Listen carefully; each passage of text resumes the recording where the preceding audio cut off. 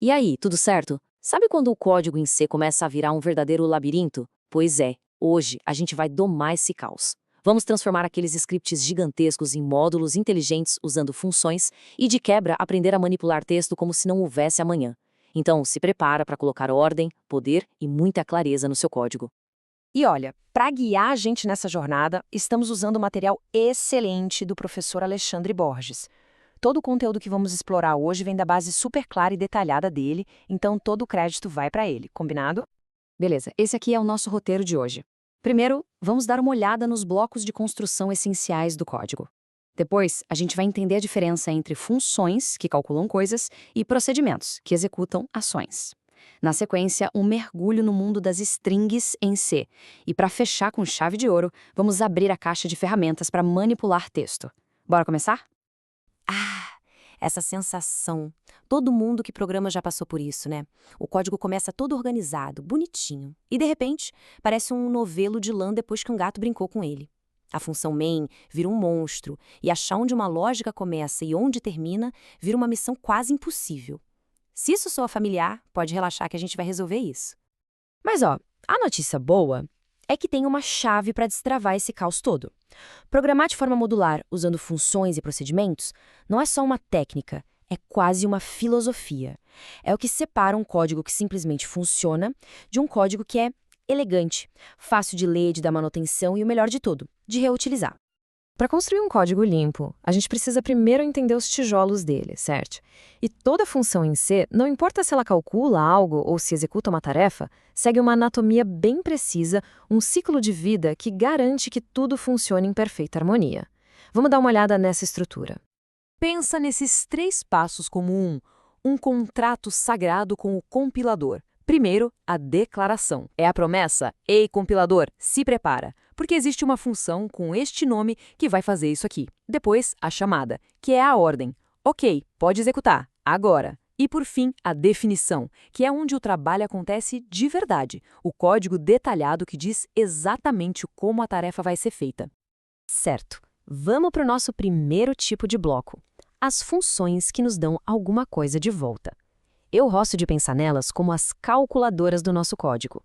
A gente entrega uns números, elas fazem a mágica acontecer e devolvem um resultado limpinho, pronto para usar.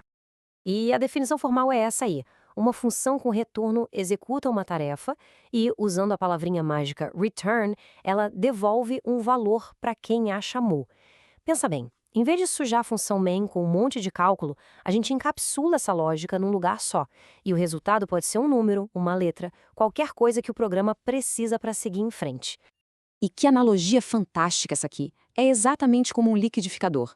Os parâmetros são os ingredientes que a gente coloca dentro. Frutas, leite. A função é o liquidificador ligado, processando tudo. E o que sai no final? O resultado, a vitamina prontinha. Esse é o valor de retorno. Simples, visual e, nossa, como isso é poderoso. E aqui a gente vê esse ciclo funcionando na prática. A declaração é o projeto, o contrato inicial que define a função calcular mídia. A chamada é o momento em que a gente liga a máquina, passando os valores. E a definição é a própria máquina, que pega esses dados, faz a conta e, como a gente vê ali no final, entrega um resultado concreto usando o return. O processo todo, do início ao fim, está super conectado. Tá, mas por que ter todo esse trabalho? Por 2 motivos que mudam completamente o jogo. Primeiro, a abstração. Imagina poder calcular a área de um retângulo só pedindo, sem ter que lembrar da fórmula, base vezes altura toda vez. A gente só usa a ferramenta. E segundo, reutilização. Depois que essa ferramenta está pronta, dá para usar em 10, 20, 100 lugares diferentes do problema, sem nunca mais ter que escrever a mesma lógica de novo. É pura eficiência. Ok, já vimos as calculadoras. Mas e se a tarefa não for sobre calcular, e sim sobre fazer alguma coisa? Tipo, imprimir um cabeçalho bonito na tela ou limpar o console. Para isso, a gente tem o nosso segundo bloco de construção, os procedimentos, que no mundo do C são mais conhecidos como funções void. Esse slide aqui resume a diferença de um jeito genial. De um lado, a máquina que produz um resultado. Essa é a função com retorno. Do outro, o módulo que executa uma ação, que faz um trabalho. Essa é a função void, o procedimento. Uma cria, a outra faz. É só lembrar disso. Int, float, char, para quando tem retorno. Void, para quando é só ação.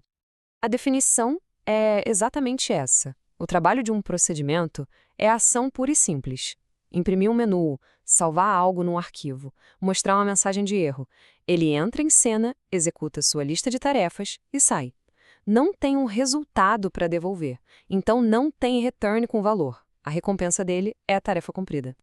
E os benefícios disso? Transformam um código. Antes, nossa função main era uma bagunça. Agora, ela vira um painel de controle limpinho, só orquestrando as chamadas para os módulos de ação.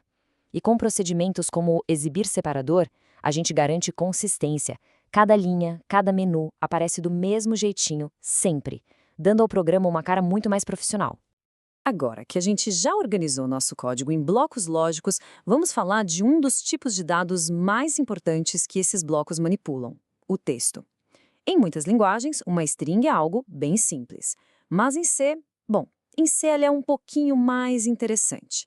Na superfície é um vetor de caracteres, mas por baixo ela esconde um segredo vital que faz tudo funcionar.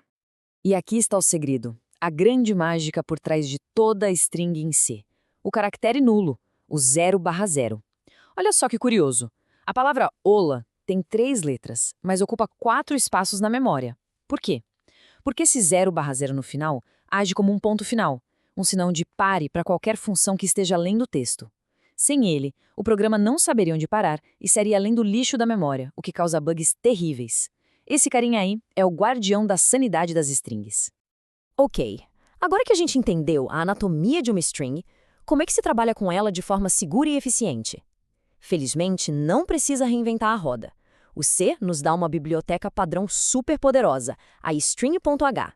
Pensa nela como a sua caixa de ferramentas definitiva para qualquer tarefa que envolva texto. E dentro dessa caixa, essas são as 4 ferramentas que vamos usar o tempo todo. A string, para perguntar qual o seu tamanho. A stp_copy para fazer uma cópia exata. A stc_add para juntar 2 strings, tipo um nome e um sobrenome. E a stc_mpo para comparar e ver se são idênticas. Se dominar essas 4, já dá para resolver 90% dos problemas com strings. E aqui a gente vê o conceito na prática. A cópia com ictr é como clonar um texto de um lugar para o outro. O conteúdo da origem vai para o destino. A concatenação com ictr-cat é como emendar 2 frases para formar uma maior.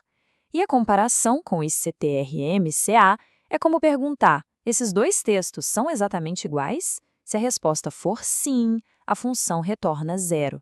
Simples assim. E tudo isso que a gente viu nos leva a esta verdade que foi perfeitamente resumida no material de origem. Dominar a criação e o uso dessas estruturas é fundamental para o desenvolvimento de software robusto.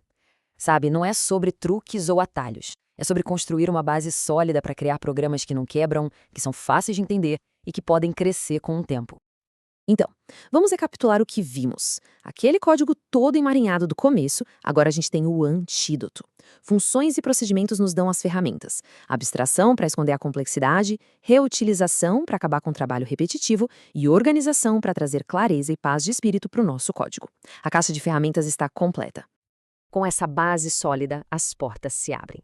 De um utilitário simples de linha de comando até um jogo complexo ou um sistema de gerenciamento de dados, tudo, absolutamente tudo na programação é construído em cima desses princípios de blocos modulares. A pergunta agora não é mais como eu faço. Os blocos de construção estão aí. A verdadeira pergunta é: o que vamos criar com eles?